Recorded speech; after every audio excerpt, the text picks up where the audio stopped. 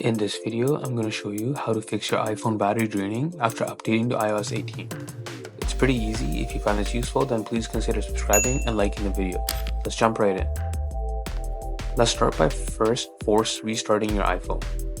Simply press and quickly release the volume up button.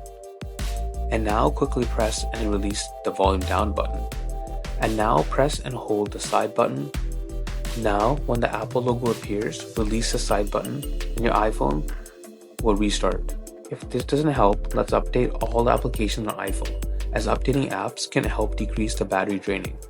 Head to the App Store, and at the top right corner, click on your profile. Now scroll down, and you could update each app one by one, or hit update all at the very top.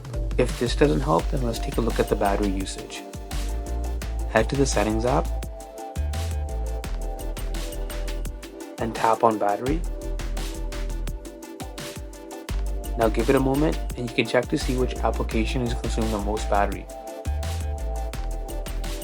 And limit the use of this app if possible to increase your battery life. Now, if all these suggestions don't help, I recommend you reset all settings. This will not delete your data, but will reset other settings like saved Wi-Fi networks, Bluetooth connections, and other customized layouts. To do this, head into the Settings app and tap on General.